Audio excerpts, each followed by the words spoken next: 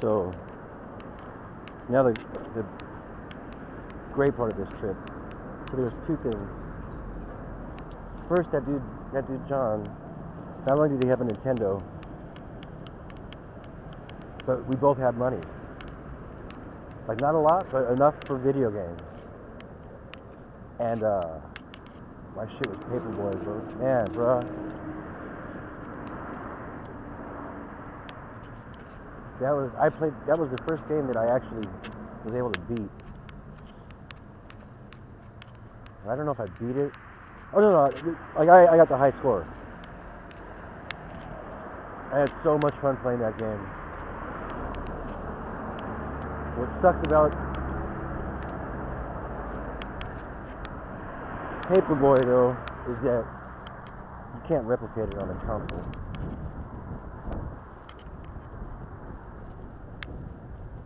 This Paperboy, you actually had a set of handlebars with buttons by the thumbs.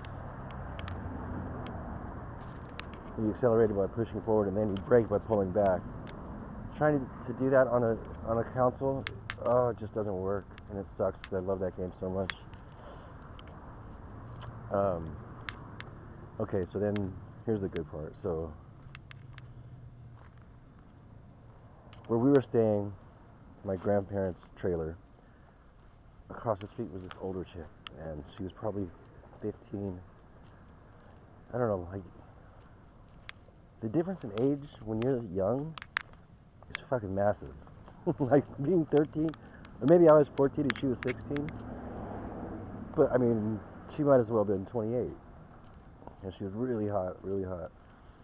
And she would always catch me fucking looking at her from across the trailer. Like when I eat lunch or we'd sit by the campfire or whatever, I'd always steal glances. And anyway, that's save that for later. So her name was Tracy Corona. I still remember. I looked for her on Facebook, but I couldn't find her. But then the other thing is, so one day, and this is great. It's so awkward I am.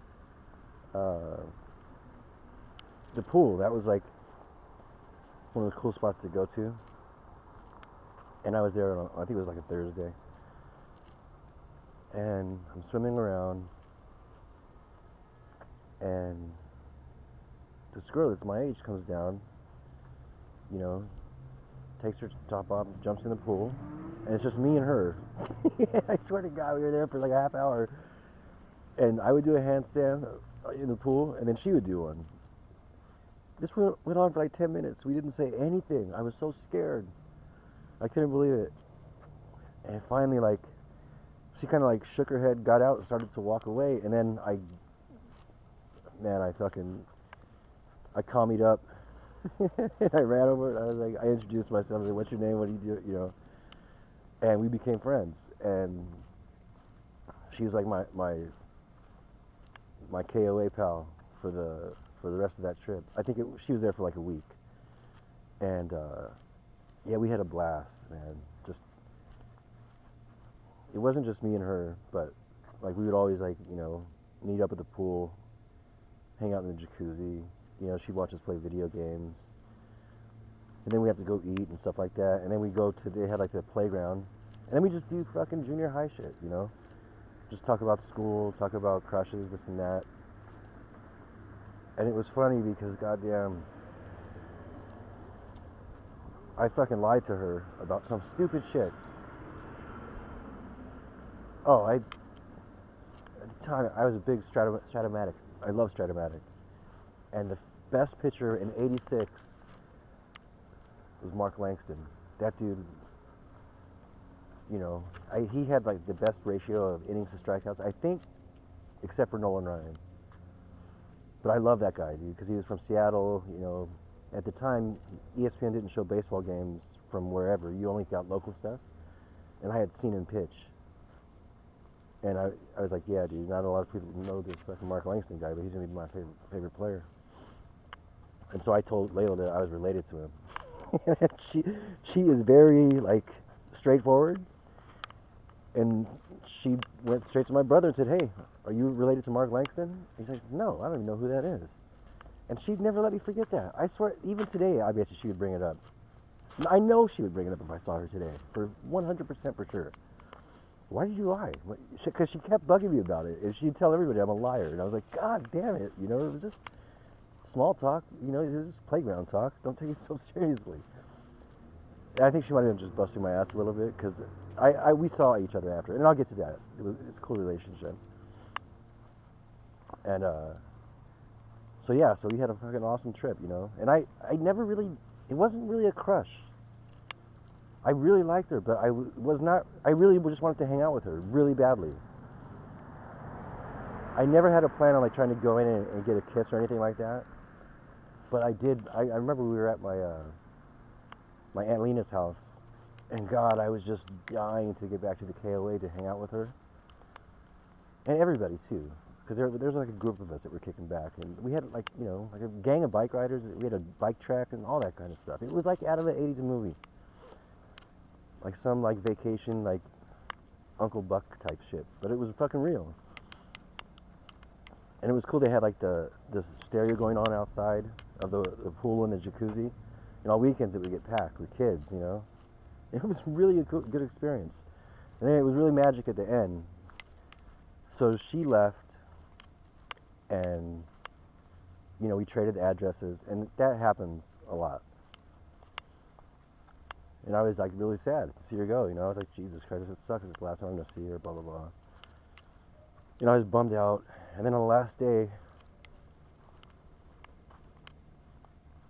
oh no. So the last night that she was there, Tracy ended up hanging out with us by the we were like, it was kind of like behind where the bingo hall was.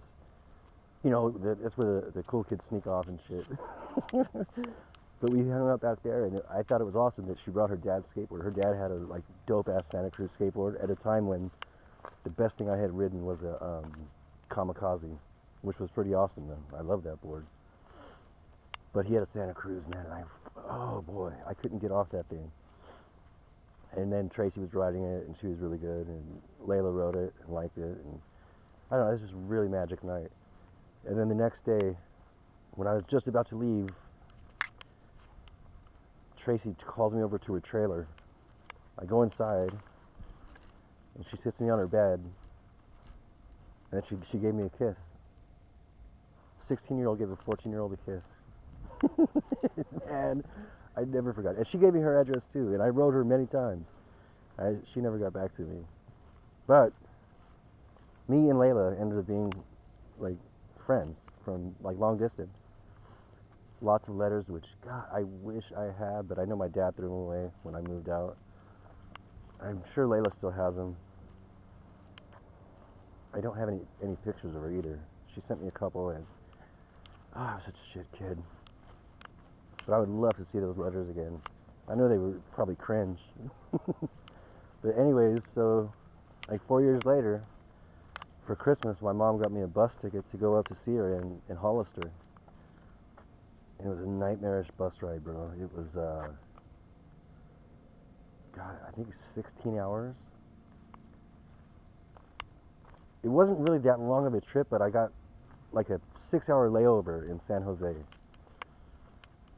And dude, that was the longest 6 hours of my life. Then we got picked up. Layla picked me up at it might be the Target now. First thing they do is let me up with a fucking full pack bowl. No, I think it was a joint. And then we had to go over to some lady's house, and they had me up on a ladder, high as fuck, trying to hand dishes, like these really nice dishes, down to Layla and her friend Sarah, I think. And then, but it was cool though. I got to stay at her house. The first night, we went. Yeah, we hung out downtown the first day. I don't remember exactly what happened. Then we went to a rave in San Francisco, which I don't know if I liked it or not. I'm not a rave type of person, but it was New Year's, and you know, it was memorable. And then the next day,